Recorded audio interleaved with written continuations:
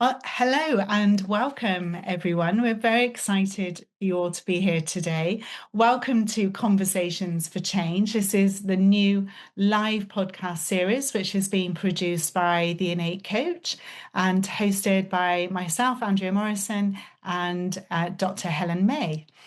Together, we will be exploring how small shifts in the way that we communicate and converse can create a healthier and more inclusive, compassionate, and connected workplace. This episode is being supported by York and North Yorkshire Combined Authority using funding from the Department for Work and Pensions Get Britain Working Economic Trailblazer. Each episode is recorded with a live audience as part of our Lunch and Learn series and is used to create this Conversations for Change podcast. So each episode, we will be exploring a new theme. You can expect real conversations with experts in their field with an opportunity for interaction and questions, encouraging reflection, curiosity, and practical action.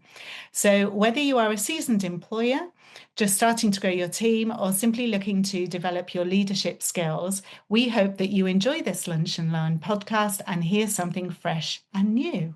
So in this first episode, we're going to be discussing the power of kind language in supporting the inclusive and compassionate and healthy workplace that we're looking to create. I'm just going to take a minute to explain why we think that's important, and then we're going to be discussing it with Pete. So we believe that language is a great place to start when we're thinking about inclusion in the workplace. We all want our businesses to be values-led and to be people's-first organisations, but how can we really bring those values to life? How can we make them a reality across the whole organisation as leaders, as colleagues, as peers, in the conversations that we have with our clients? So we want today to challenge prejudice and bias in the workplace where it arises, and to be thinking about how we do that in a kind and compassionate way. We know that many employers can be cautious about the language that we use, cautious about maybe saying the wrong thing, especially where inclusive language is changing at a pace. And in a world where we're facing a mental health crisis, compassionate communication for us becomes even more critical as our to ensure that our businesses survive. So we anticipate this is going to be a thought-provoking conversation today as we explore kind and respectful language in dynamic work environments. So I am really delighted to have Pete Quinn here today as our expert guest. He's here to kickstart our podcast series off. Now, I've worked with Pete for many years in the sector on inclusion and equity, and we've collaborated previously on more than one project, haven't we, Pete? Supporting inclusive cultural change within organisations. It's great that he could join us to share his experiences with us. Now, Pete works with whole organisations, with executive leaders and frontline teams, and he spans a wide range of industries now and sectors. So I think that experience is going to be particularly valuable to hear from. He specialises in bespoke training that fosters confidence, challenges bias, and drives inclusive cultures. So there's so much more I could say about Pete and introducing him, but I want him and his expertise to speak for itself. So welcome, Pete. Thank you so much for joining the conversation today. We're so excited to have you join us. Thought it would be a really good place to start by telling us about your background and experience in equity and inclusion, and then how kind and compassionate language became so important to you. Thanks, Helen. Thanks for the opportunity. Lovely to be with you and the rest of the people who've joined us this morning. So I grew up in Birstall in West Yorkshire, which was kind of quite a polarised place, and is quite notorious, really, unfortunately, for its history, where sadly our MP Joe Cox died a few years ago. And there was a lot of division when I grew up there. And then I went into a career where I was often encountering people who were frustrated, agitated, angry. And it became very clear to me that language matters, and how we speak to people really matters, so that when people come to you with frustrations and with upset, that how you can encounter and speak to them makes a big difference. as you know, I worked a lot in the areas of disability, mental health, neurodiversity, particularly at the University of Oxford, which was a very elite organisation. But there were a lot of people who would push back on some of the things that we were trying to work on to make it a more inclusive organisation. And speaking to people kindly rather than rebutting anger made a lot of difference. So, I mean, I was fortunate to grow up in quite a diverse family and a diverse kind of community.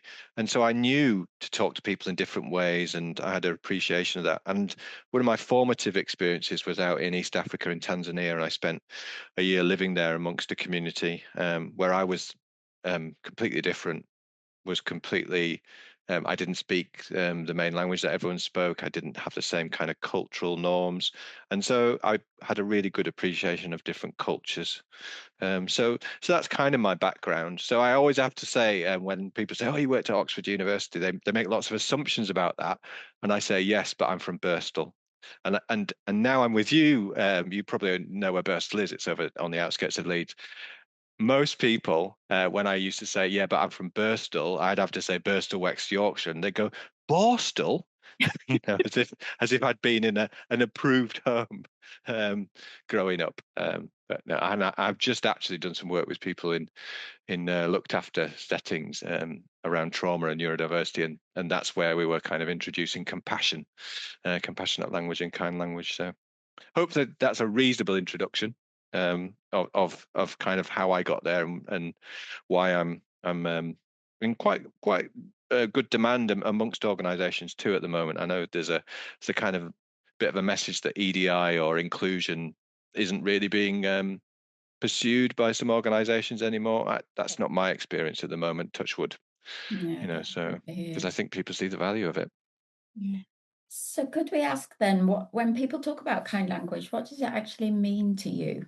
Can you start with a bit of a definition, and how do you define it with people in practice? Well, I think when we were talking in the lead up to this, a lot of people, when they a lot of the work I do, I have an initial chat and we talk about what people are struggling with, and I'll often talk to some of the people in teams, and what they use the phrase a lot is respect. I don't feel that people are giving me respect, and by kindness, I just mean it. I'm actually just going to take a moment. I'm going to stop what I'm doing. I'm going to focus on the person, and I'm going to pay attention to them. And I think that's both compassionate and kind. And with so many distractions now, it's actually a dying art, isn't it? That we've got a phone pinging, we've got lots of stuff going on, we've got a media feed that's trundling along. Um, so I'm just going to give them some respect. I'm going to listen. And by being kind, um, I'm not going to jump on people with judgment. So a lot of people fear being judged. And that's a wider societal thing. If you think about if you bake a cake and take it into work now, it can't just be a cake, it's got to be a bake-off stunner, right? And if you go to a wedding and you're dancing, you can't just dance, it's got to be kind of a strictly special. And even with relationships, with Love Island and things like that, you've got to have this kind of almost perfect story to your relationship. So people fear being judged. There's that kind of there's the level you've got to meet.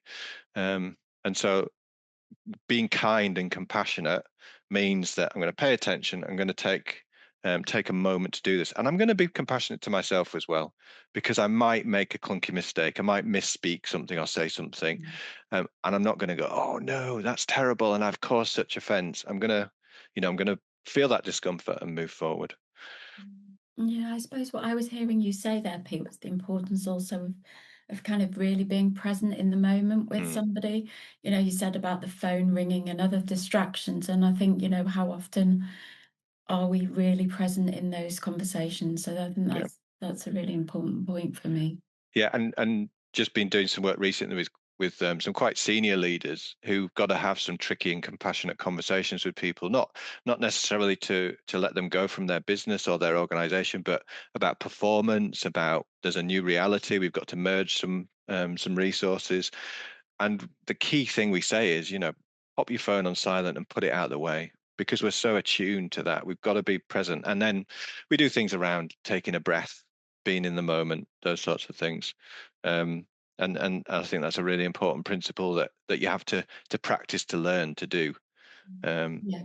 Yeah, absolutely. You mentioned Joe Cox earlier and kind of recognizing that there is a growing movement around kindness in communication. Why do you think it's become more important recently? Do you think kind of those issues around that were raised from Joe Cox's sad departure, that those things are coming more to the fore? Yeah, I think we've ebbed and flowed a little bit. I mean, as I think the point is that, I mean, Joe died at just very close to where my father was a resident at the time, so I was very kind of much more impacted than it was just in my hometown. It was right next door to where my father lived, so it was really an upsetting incident. But it did bring people together afterwards, thankfully. And that whole more in common movement, which has just recently been referenced again by that politician in the US, Marjorie Taylor Greene, who's quite a divisive character, but I think she's experiencing some of the jumping on and harassment and bullying, which we don't want to see in the slightest. But she's referencing that more in common bit. Where's it all coming from? I think, I mean, social media is always mentioned, but I do think that people get their views and their opinions from quite polarized sources and don't necessarily listen to the bits in between. So it's either it's a bit lazy, but right or left, or kind of those kind of labels. What I think it's led to is that people have a more of an online tribe than an in-person tribe. And so you have your network, which is your family and the people that you're closely linked to. But for all those other bits of information that you pick up, those chats that you have with people, you don't tend to do those in person so much anymore. So people get quite polarized views. And there is a lot of inequality in society. You can't hide from that. But the anger and the frustration that comes from that, that's done much more in an online format, where the word disgusting, for example, people use disgusting on Facebook, and I'm showing my age by referencing that platform. Other platforms do exist, but people say, "Oh, someone's parked across the disabled crossing," and someone will write "disgusting," like with real anger in capital letters, but that's not solving anything. That's not helping anyone. And in real life, if you just went up to someone and said "disgusting," it's like a verbal attack, isn't it? And so we've normalized this kind of really aggressive language. So obviously there'll be a kinder approach to someone parking across, blocking people, and I'm sure they don't respond and react if you go up to them and say, "Your parking is disgusting." They're not going to go, "Oh, I'm terribly sorry. I'll move the vehicle so that you can get past." So a kinder, more gentle approach is required. But again, you need to be in the right mindset to do that. Yeah. Yeah, and I've certainly recognised the movements that have come from people's deaths, like Caroline Flack, another one where Yeah. there is a movement that comes from that. Mm. So can we go on to explore kind of why you think kind language is so important? What impact does it have? If we're trying to raise awareness around kind and respectful language in the workplace, why does it matter?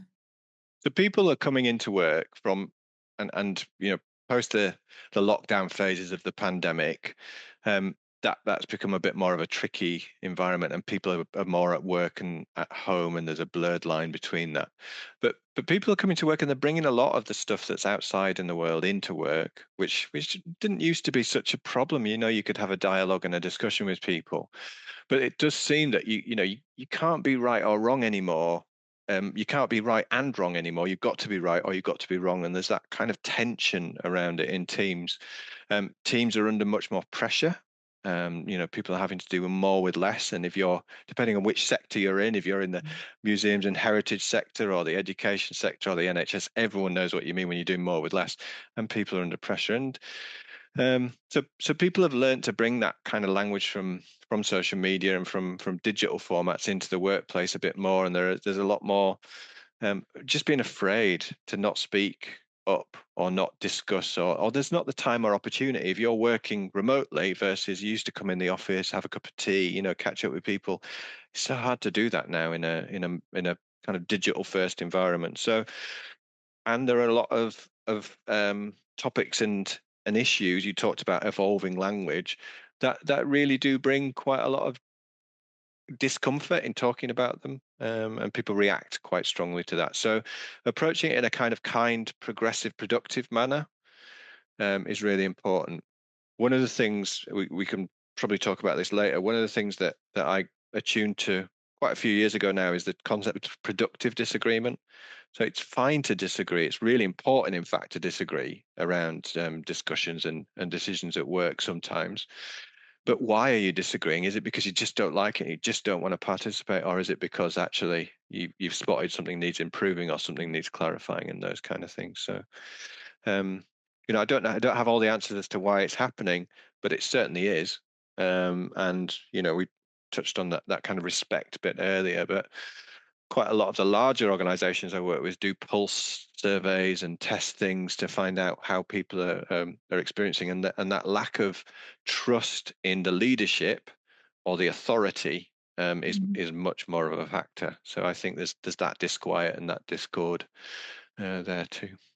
So do you want to say a little bit about why it's important? Because I think it's recognizing the impact if we're not using that language, and the effect that has, and how can we support more productive, healthier workforces as a result of it. I think that those kind of things, if you could just expand upon that. Yeah. So if you go to work and someone mispronounces your name continually, talks over you in meetings, doesn't give you that respect and doesn't give you that acknowledgement, you're not going to be as engaged, you're not going to be as productive, you're not going to be as participative as part of the work. If you see your manager or your leader or your colleague sort of taking that time to listen, know who you are, you're going to work in a much more productive fashion. We've got a larger group of people who have the confidence to share with their colleagues about their neurodiverse profiles or their mental health challenges. Society in the past has reacted to that quite badly, and the term woke I didn't mention. This kind of woke term, which actually means enlightened and aware of discrimination and bias. It doesn't mean pathetic or rubbish or awful or pull your socks up and get on with it or whatever. I mean, ask people what they mean if they say that something's woke, because it's quite interesting to know where they're coming from.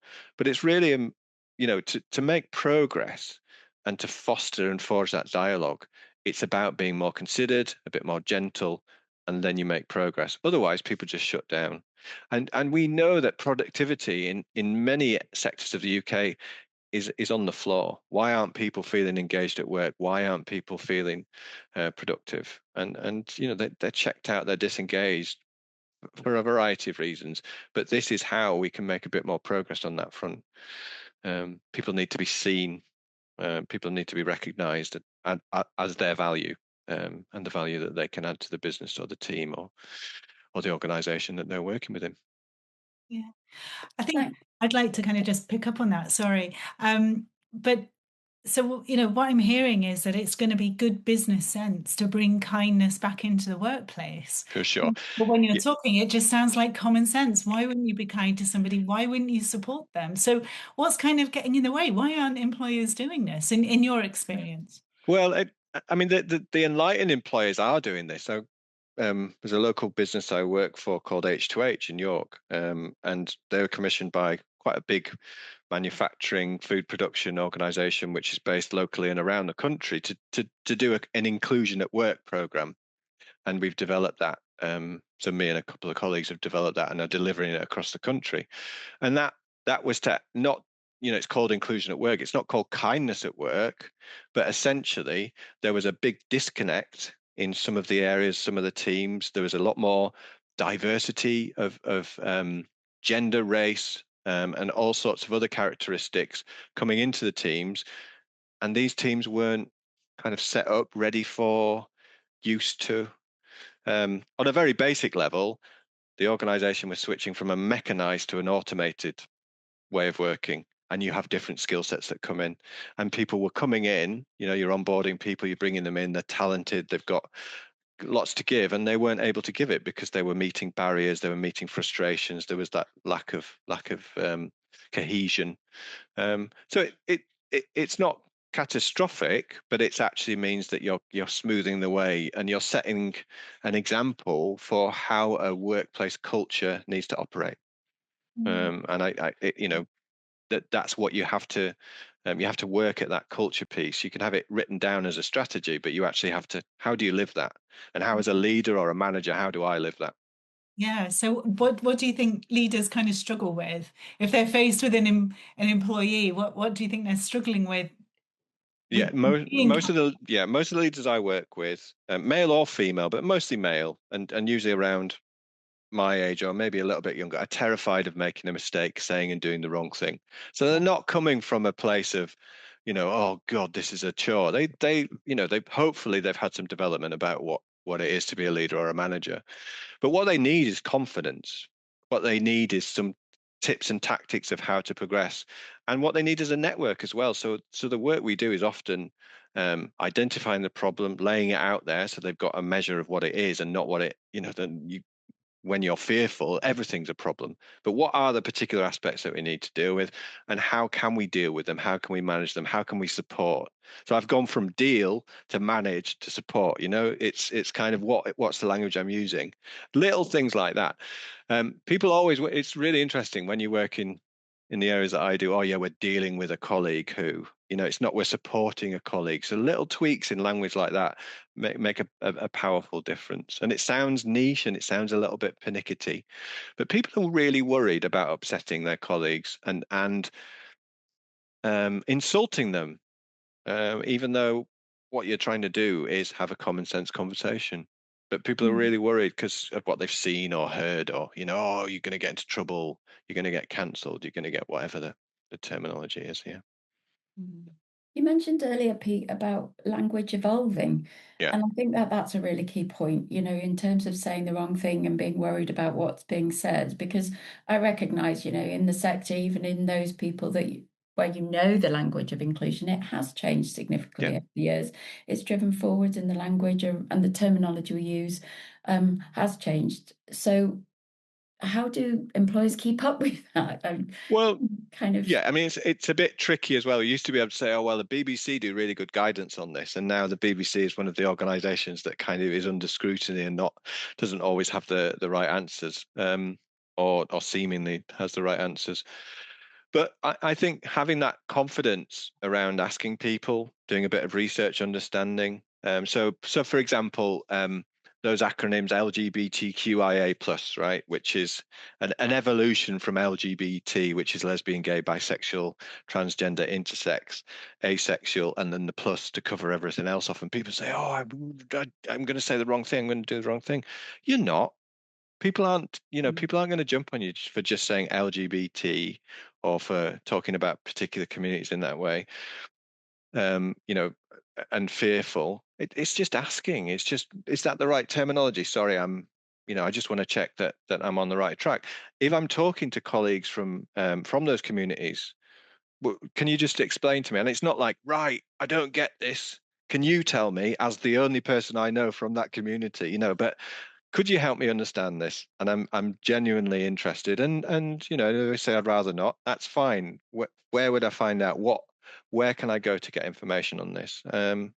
It's those kind of things. There's a lot around, language around race and describing where people come from, but you need to be able to know where they come from to be able to describe them accurately. But a lot of it is just ask the people, and there's a time and a place, and you don't want to get that, put them on the spot. But many of us do actually have people in either our communities or our businesses that we could ask and we could contact. But there are a lot of organisations that kind of provide that confidence and provide that language. If you've got younger people in your life, like teenage children, like I have, I get really good explanation of it because they're kind of all over it and they know it. They know the language they're using. So I think it's just having a bit of curiosity. And if you look at the research on businesses that do inclusion well, they don't change massive amounts of how they operate, but they instill the ability to have cultural curiosity and to be able to work out which groups and which communities and which identities need what to achieve the best they possibly can, and they adopt that kind of culture. So a lot of the financial organizations have done it. Public sector used to a lot, not so much at the moment.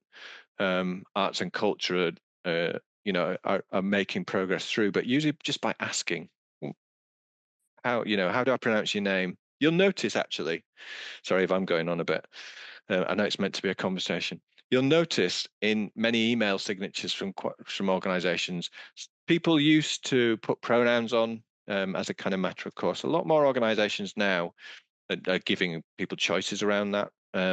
But a lot of people are putting the pronunciation of names in their email signature, because that's a particular area that people worry about saying the wrong thing. But I mean, I don't currently put Peter as the how you pronounce my name, but a lot of colleagues that I work with in the NHS trusts locally and have started to do that, so that people actually respect them, say their names properly, and understand that that's quite an important aspect of communication. In the chat from Kirsty to say that in her experience, people usually want to help those and really want to learn and get it right. And I think that you mentioned that earlier.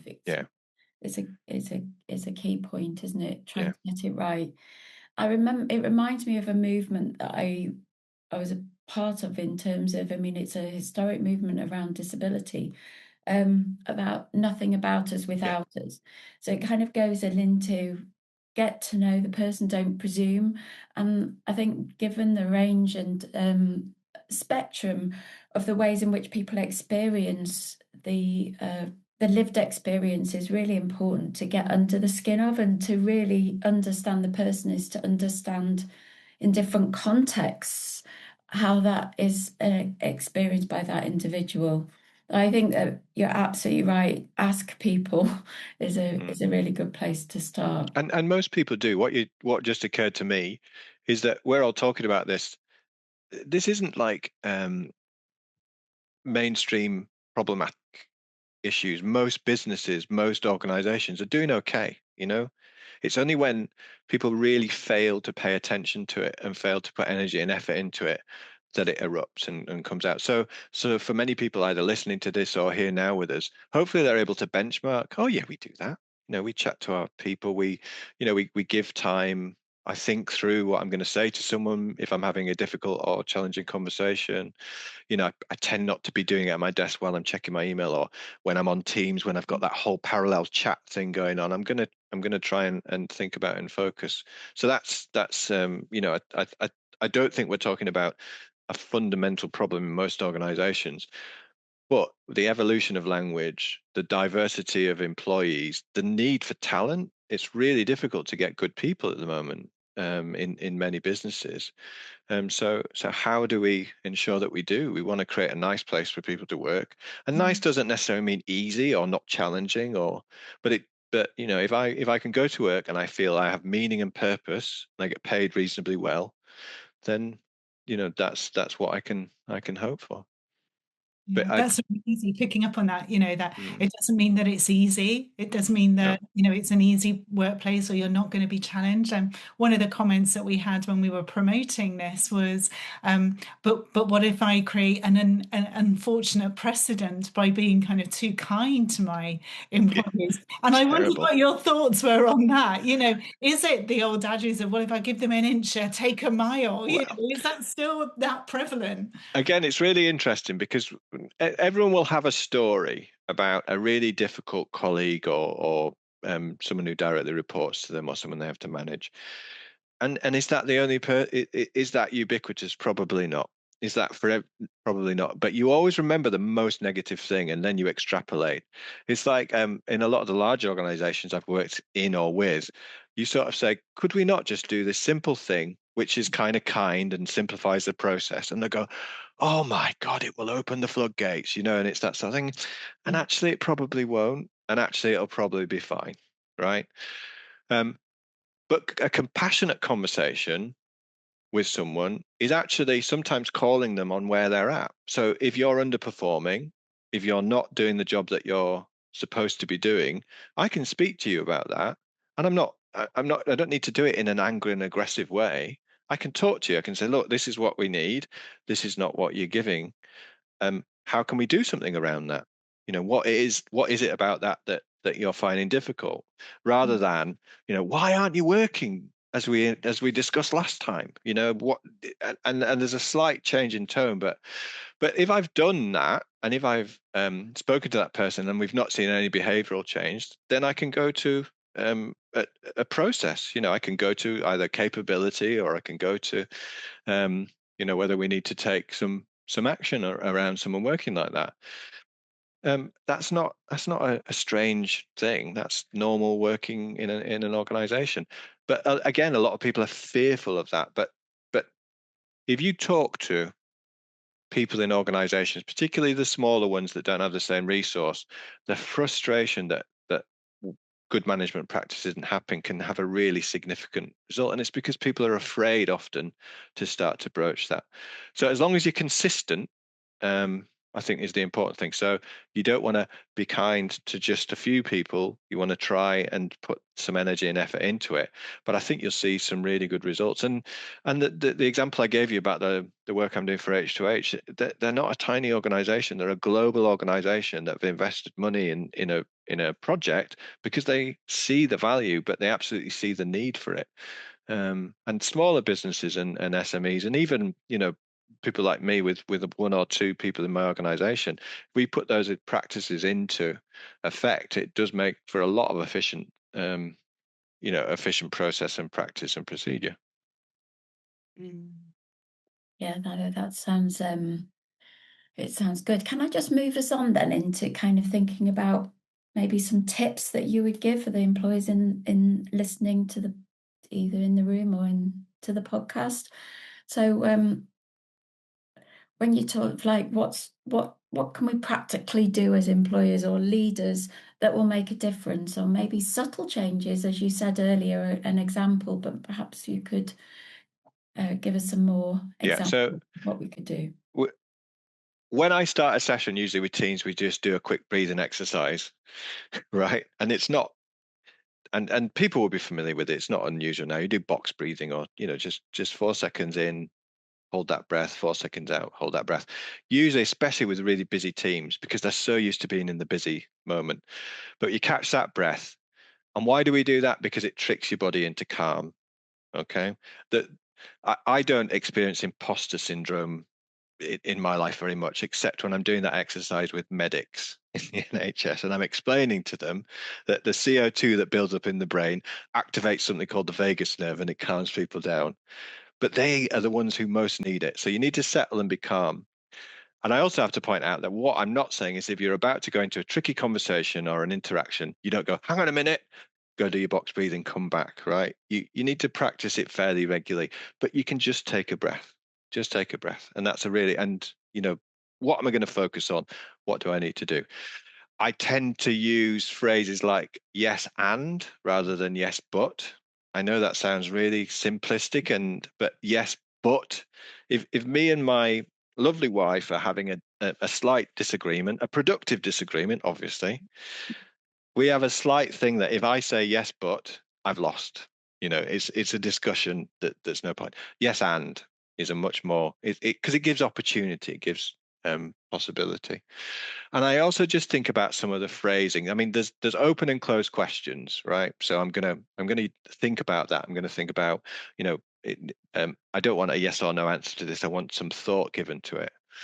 But I'm also going to be thinking about, rather than this sounding judgmental, and particular generations will feel judged by particular sort of terminology. So what I'm going to say to them is, what is it that's worrying you about that? Rather than going, why are you worried about that?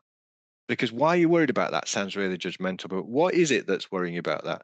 I'm going to think about my tone. I'm going to think about my body language. And it sounds quite complicated, all that. But actually, if I've taken my breath, I've thought ahead about the sort of things I might need to say, I've got a few stop phrases in my back pocket for those tricky conversations, then I'm already making progress in that. The other thing I would say practically as well, we're in a little network here, we're in a little discussion. And if I need to have a challenging conversation, I'll probably try it out with someone else I won't be role playing, which fills the room with dread, doesn't it? If you say, "Oh, we're just going to do a quick role play," and everyone goes, "Oh my God!" Even me, I'm quite happy to get involved, but it's like, ugh. But I am going to sense check. I might go. I mean, there's a couple of people I work with locally. When I've got a real conundrum, I'll just ring Emma's one of them, and I'll say, "I'm just thinking about doing this. So I'm thinking about saying this, doing that. What do you think?" Yeah, I might. Yeah, it sounds good. Or I might just phrase it in a different way. Now that obviously takes time, effort, and energy. But my habit now is around a more productive discussion, an open discussion, a more free flowing or a kinder discussion than that. Final tip, just for now. If it comes up and it's not the right time to have that conversation, that's fine. Pause it, delay it. Let's do it. Do it soon. But if you're in an open plan office space and there's a really tricky discussion to have, I wouldn't have it there. And that applies to digitally as well as in person. So we're all sat on our kind of laptops in kind of a busy environment. I'll move. I'm in my kitchen here with nice daylight, but if I need to have a conversation that needs a bit more thought, I may actually like move to a different place. So I've got a bit more. I've got a little bit of office space upstairs. I'll probably go and sit in that, and I shut the door. It's that kind of, I'm creating the privacy, even if I'm doing it online and not in person, because it's still important that I focus, that I have the body language, that I have the tone, that reaches that, and it transforms. This transforms people's approach. I was with a team last week, and we were talking about, so what is it that's worrying you? What's going on? What particular discussions do you need to have? A couple came up. We were able to sort of immediately, here's 3 simple things that you could do around that. And it's literally, you can see, yeah, great. And now that team can start to practice with one another when this arises. What can we do next time? Yeah, and there's some nice points that you've raised there, which I think, we're trying to encourage people to see that those are innate things that they have already, that those things around being grounded and being considered about asking open questions, those kind of things that we want people to be naturally curious, what's going on for you. But we all know to change language in the workplace, and it's part of cultural change, and it takes time. So Yeah. I guess, if you could think kind of broader about what steps an organization can take to start making a difference culturally within the organization, because I recognize that we're talking about ourselves and we're talking about us as leaders, having those conversations, but then there's peers, and we want that to be an environment which everyone is using language which is kind and compassionate. So how can we make that happen? So I'm conscious that there are other people here, and I bet they've got some really good examples that they can provide. So, but I'm going to just introduce, there's a term, microaggressions, and microaggression, which usually applies to people who are in the minority, and who get these continual little behaviors that reduce their energy, reduce their positive aspect towards the organization. And it's usually to do with people who are from racial minorities, gendered minorities in organizations, etc. When I first started to work on microaggressions about 4 or 5 years ago with NHS newly qualified medics who were getting lots of these kind of behaviors but didn't know the name for them. And I found this wonderful resource, very visual, which explains what microaggressions are on the basis of a disability, on the basis of gender, on the basis of sexuality, religion and belief, all those kind of areas. And I've been using that recently with teams, leadership teams in an organization. And what they've done is they've blown up the resources, with the permission of the organization. They're out there freely, and they put them up in the break room, and they're putting them up in the area so that it starts to have that conversation. So if you go and say, well, you can't say that to someone, and they'll go, why not? But if you say, well, we'd rather you didn't say that to someone, here's why. And it talks about, it's from the lived experience of people, and that just fosters that conversation, that kind of cultural discussion, and that builds out into, well, you saw that in the break room, you're doing that, can we not?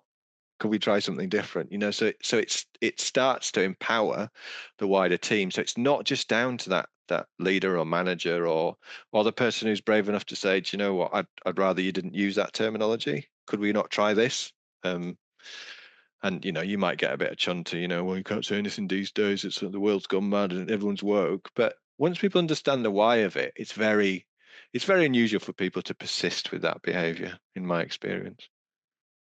And I know you kindly shared that resource with us in advance, so I'm going to just pop that into the chat, and we'll put it onto our website for those people who haven't been quite present today, so that they can see that resource. And I think that will be really helpful for people as they are able to investigate the use of that in the workplace. So I'm conscious that we're going to bring people in a second, as you said, but just before you finish, be really good if you could say, if the listeners could remember one thing about our conversation today, what would you say it would be? Take that breath. Literally, just take that breath and get ready to settle and focus on. And part of that compassionate bit is just have some self-compassion. If you make a mistake, it's okay. Take a breath and continue. A lot of people, shut down. Fear kicks in. And that leads to not a confident conversation, but a clunky one. So just take a deep breath and give it a go. Yeah. Thank you, Pete. That's my TED Talk. There you go. Super. So can we invite those people in the room to perhaps share some insights, make some comments, ask a question of Pete if you would like to, but just get involved in the conversation. So in whatever way you would like to. Who's going to be brave enough to go I'm first? going to say I'll go. What a surprise, Kirsty. What a surprise, eh?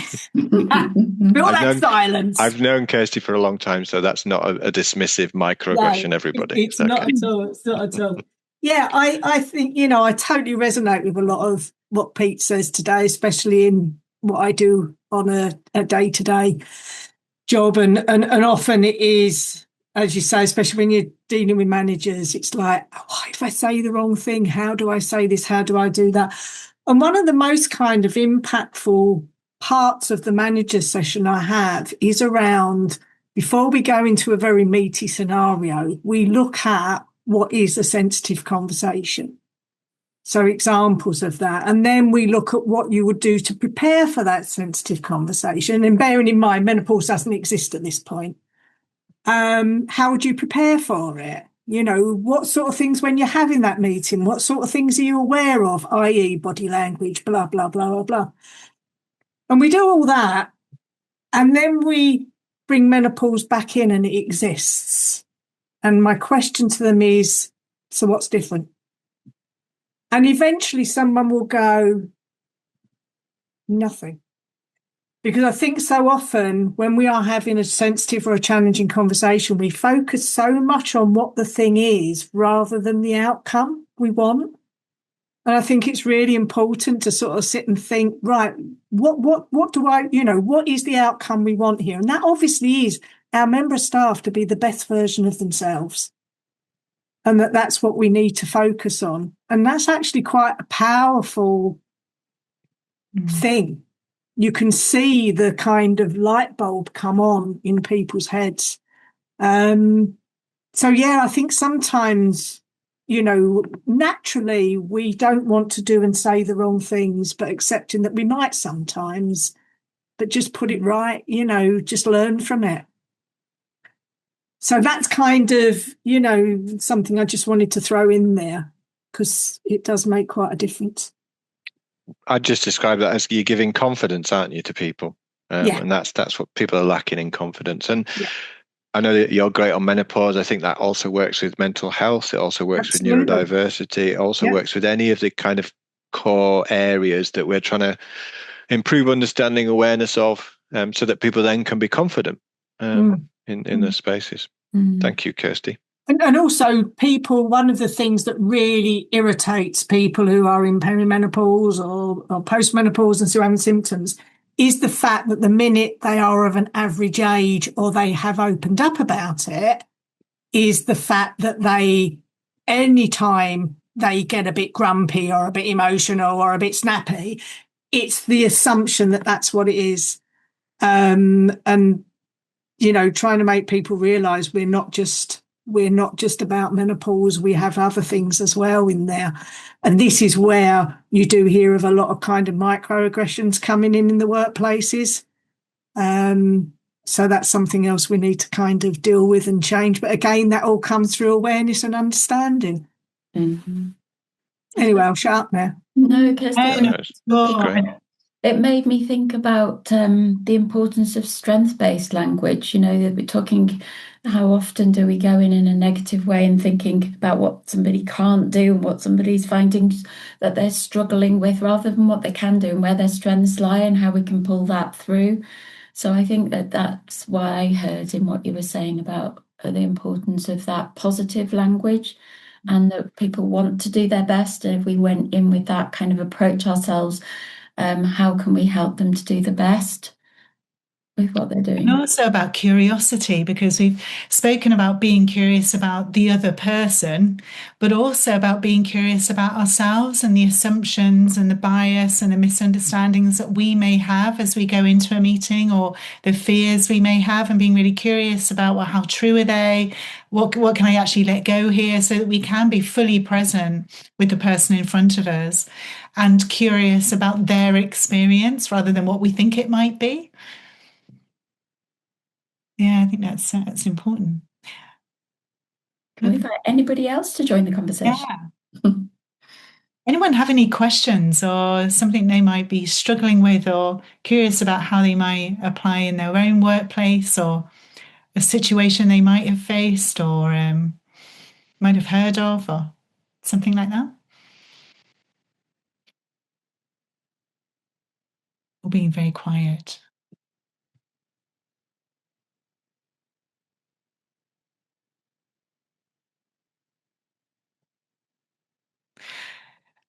Oh, hello, it's Caroline. Sorry, I'm being quiet because I'm listening, and I always listen better when I'm actually doing something else. So I then had to unmute myself. So I've been painting.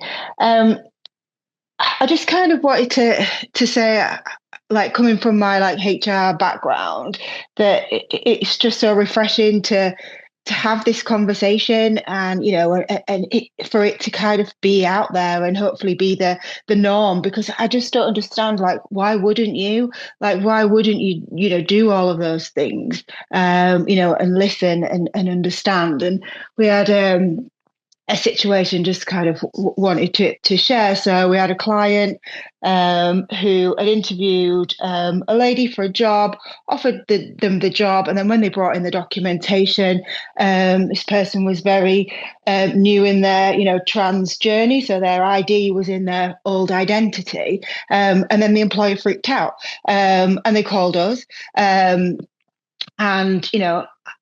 we were just.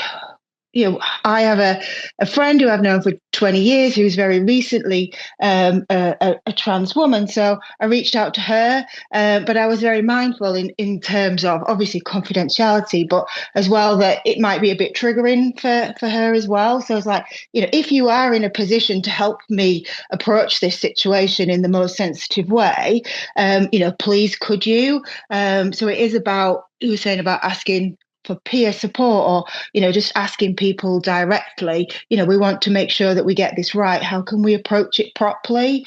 And that's what we did. And it was it's now kind of it's now being resolved. So it is just about, I think, being curious, being sensitive to actually, I could really do with some help with this, but actually you might not be in a position to answer those questions. So just wanted to chip that one in. Thanks. That's excellent. That's an excellent example, and very familiar to all the sectors I work in. What are people worrying about? They're often worrying about what they would do or need to do if someone from the trans community wanted to join them as an employee, or come and use some of their services, or those types of questions.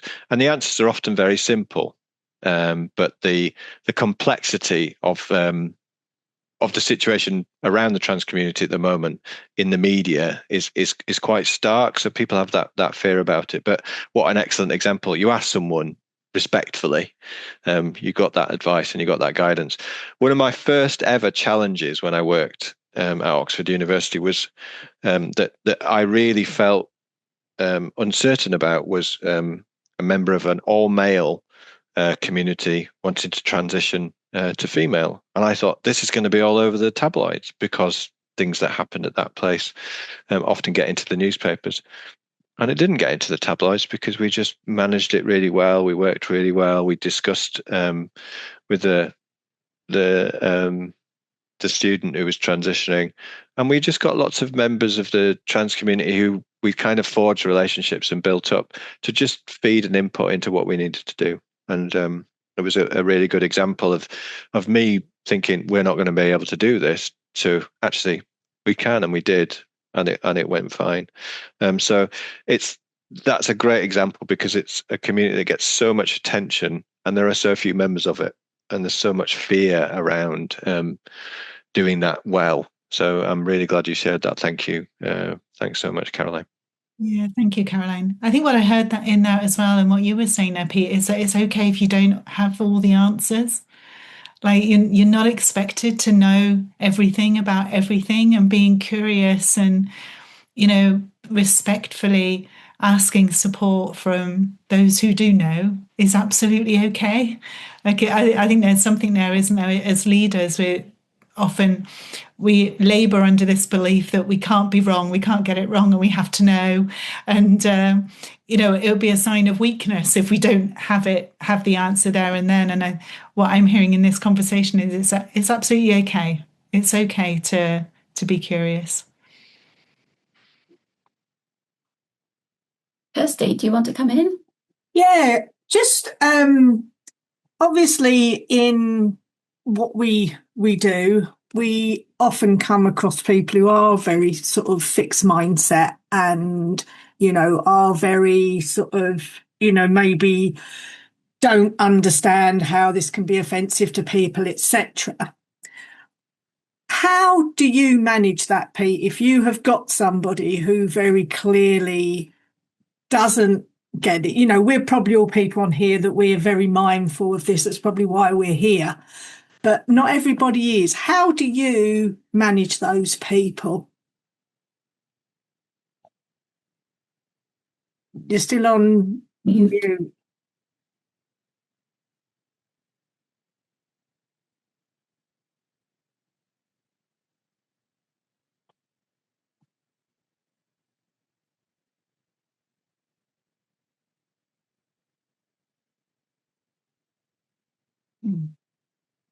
Okay, thank you. I was trying to reply to someone in the chat and it just went into loads of tabs. Can you just ask me that again, Kirsty? Kirsty, sorry. Yeah, I mean, obviously, sort of, you do come across people who, they're very sort of biased or very fixed in their ways. They don't get why people might get offended by these things. Yeah, okay. And, even in a training session, you can get people like that. How do you deal with that when you get somebody who very obviously is struggling to get this? Yeah, so it's not uncommon. I mean, I encounter it quite a lot. I think you have to start to work from the difference between your professional and your personal perspective. So, you can potentially personally take offense at that, but it's about your professional practice. And if you're in a workplace, then there are particular norms and values that you need to understand. And then if you understand those and continue to behave like that, then that tells you where you need to be. I'll often ask them, what is it that you're not sure about, or what is it that you're concerned about? I often talk as well to the broader group. I don't focus. I think the instinctive thing, the human instinctive thing, is when you get that kind of one person in a group of 8 who says, "Oh, this is a load of nonsense. I don't know why it's all a load of woke nonsense." Then it's kind of like my instinct is, let me focus on that one person and try and change their mind. But I need to sort of take that breath and kind of think more broadly. Okay, I'll often, from within the group itself, there is often, a reasonable voice, and I'm not going to sort of put it on a junior member of the team or someone who's shy or introverted, but I am going to start to kind of build a narrative and build a discussion around that.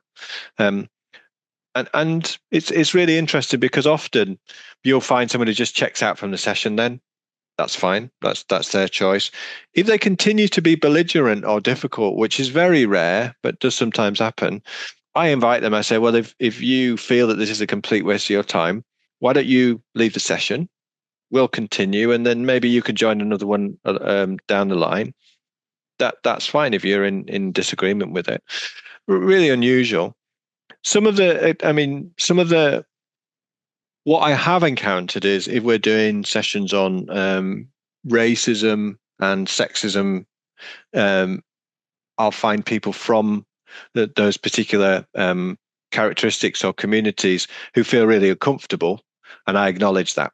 If we're doing anti-racism work, which I've done for a number of years now, I'll acknowledge that, as a white male, I'm not encountering or experiencing that level of racism, but as an ally, I'm happy to affirm and reaffirm my commitment to supporting them, and so that they feel safe in doing that work and delivering that train the trainer work I do with them. So that's not the same as kind of I'm not interested in this doesn't apply to me. I disagree fundamentally with it, but there is also that aspect of I feel really uncomfortable with this, and I acknowledge that that's an uncomfortable feeling that you might expect. Around men's mental health as well, I have some experience of people being really angry and frustrated that we're talking about it because they're not from that mindset of a bit more care and compassion, and so we sometimes have to change the language in it. So I think I've talked to someone else about this before. It's just an example. So if you're in an HR function or a mainly administrative or strategic, less operational function, you might talk about feeling vulnerable. I'm going to be vulnerable here, guys, they might say.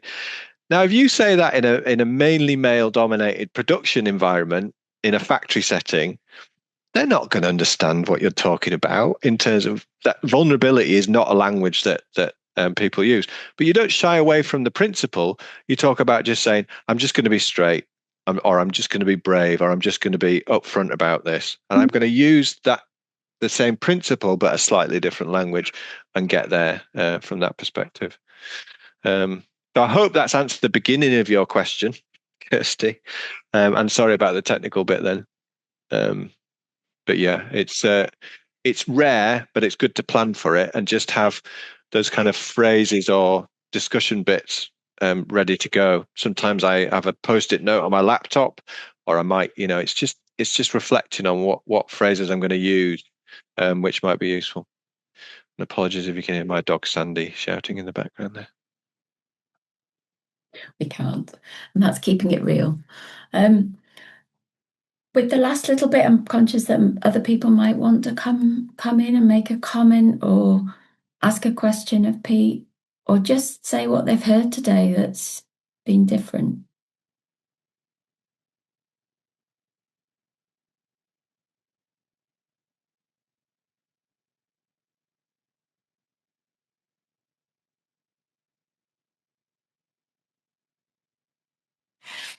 You must have covered everything, Pete. I think it's been a fantastic conversation. Yeah, really insightful. Really insightful, and as Angela said on the way that she left, a very thought-provoking session, and I'm sure everybody's thought that as well. Right. Could I invite those people who are in the room perhaps to say the one thing that they're going to take away from today, just to pop it in the chat, or say it out loud, but pop it in the chat is fine. Just to say kind of what have you heard that you're going to maybe do differently in the workplace or take forward as a result of today? Let's give you people a minute to see what comes through. And I hope we can continue these conversations as we go. This is the first of 4 of our Lunch and Learn sessions. So we'll be coming back in January with our next one. We're giving a pause for Christmas because I know people are very busy on the run up, but the next one will be in January, and we will be inviting you to join us or to listen back on our podcast. So I just say that while people are just popping in the chat some of the points.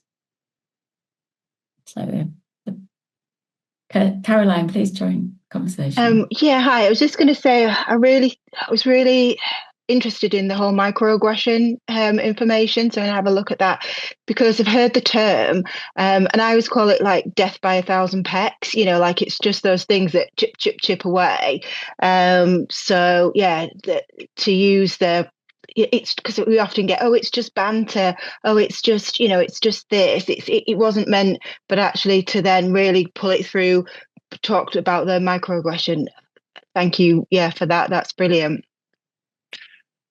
Thanks, Carolyn, and that's not a surprise at all. When I was introducing the phrase with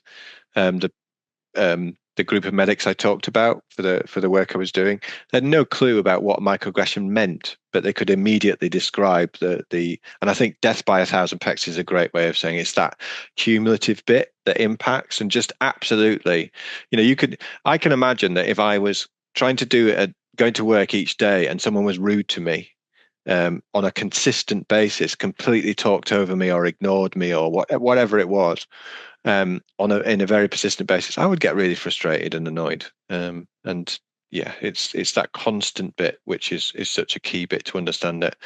But yeah, I think that's one of the best, most resonant resources I've found around it. So I really hope you get something from it. Yeah, no, thank you. And I think Kirsty echoes that in the chat. She's mentioned about the microaggression resource. I think I'll share mine because I think it'd be nice to. The thing that I heard was around cultural curiosity, but I kind of want to extend that because I think it's curiosity in all its guises, and emotional curiosity is another part of that. So just recognizing that, just being curious about where people's minds at, what's going on in the rest of people's lives. Are you okay? Asking those really nice kind of questions can make a big difference. I think cultural curiosity I'd kind of take and extend, I think would be. You picked mine. That was the one that I was going to say. Cultural curiosity. I love that phrase. I think that just encapsulates it. But I think as well, extending it a little maybe, is really being curious about when you can have that conversation, because I think so often I find with leaders, they feel under a lot of pressure. If they've got what they consider to be a situation or an issue, they have to deal with it as soon as possible. And often when to have that conversation is often overlooked. And it's not just for when they feel comfortable, but actually when the other person is in a good place to have that conversation. If that other person is feeling, really stressed or in a low state of mind, or, under pressure or insecure, or the environment isn't right, or any of those things, making sure that person can feel as grounded as possible during that dialogue is so important. We've all had situations, haven't we, where, if somebody says to me, come and meet me in my office, I would still be transported back to, being sent to a head teacher's room when I was like 9 years old. So even thinking about how we approach that conversation, so we're not building somebody up, it can just transform the whole interaction. I think everyone's experience of school still dominates their lives today. It's like when you're holding an in-person session and everyone sits instinctively along the back, no one comes and sits at the front. But I think timing is really key. And most organizations, if you're large, have started to adopt an approach where they don't, what most people do is they sit on it, they ruminate on it, and then they send an email communication or an electronic communication at 4:00 on a Friday afternoon, right? So that the person then has that all over the weekend to worry about and can't access any help or support. So never after 2:00 is our advice often, doing the compassionate communication bit, and never on a Friday, because I think it's really important to give the people the chance to think and reflect on it, and then you could still deal with it during the week, but don't leave people with stuff unless it's urgent. Obviously, there's urgent things you've got to deal with them there and then, but most of these conversations aren't totally urgent. has to be done that hour, that minute. So Yeah. good point though. No. And Kirsty's put in the chat about giving people the opportunity to talk. It can be a game changer. And I think you're right, Kirsty, for me, is about making sure that we create that space for people. And that can take however long it takes. And sometimes as leaders, you've got to rush off to the next meeting and it's us that are time poor, and it's not that, we've got to make sure that we create that space. And as you say, huge weights can be lifted by getting it out of their head. Yeah. Yeah. Super. So, Pete, I'm going to give you the chance to say if there's anything that perhaps we haven't asked you that you think actually everybody in the room or listening to this online would find useful to know. Is there any kind of final points that you want to just raise before we? No, I'd just circle back to respect. I think what often people want to be is respected, and that doesn't mean like lauded or completely, held up as a hero or hero status, but they just want to be respected. And if we can do a little bit towards that, so that people feel that they've been listened to, that they've been understood, even if they don't like the outcome, even if the process they follow doesn't give them the outcome they want, at least they feel that they've been treated fairly and with respect. And I think that's a really important principle to maintain. Is this providing respect to that individual, professionally speaking? But no, it's been nice, kind of being given the opportunity to reflect and think and share on some of the work I do, because I'm in it. I'm busy, I'm kind of moving through it, so it's a good chance to speak, and nice to see familiar faces like Kirsty, but also to hear from people who I don't know so well, and hope to come along to more of these conversations and hear people who get to listen to this on the podcast, to be able to kind of engage and think around that too. So thank you very much. Thank you. I really appreciate that you've come to join us, and it was a very thought-provoking session. So thank you for your time and for your experience and your expertise that you've shared with us today. And thank you to those people who've joined us today to be part of the live session. And I hope that we will continue to have these conversations through Conversations for Change, which is providing coaching and mentoring training for employers in York and North Yorkshire. So we will share the link to our website for those who haven't seen it, just to make sure that if you are interested in the opportunities that we have, that you can sign up and come on board and be part of further work and conversations with us that are so important to healthy and compassionate workplaces. So thanks all. Thanks, and I'll pop my details will be there too, so that if people want to get in touch, and if they've got thoughts and things that over time, any questions, really happy to hear, probably through LinkedIn, but be nice to hear from you. That's great. Thanks, Pete. Thank you. Super. Lovely to see you all. Thank you, Kirsty. Take care. Thank you. Bye. Bye.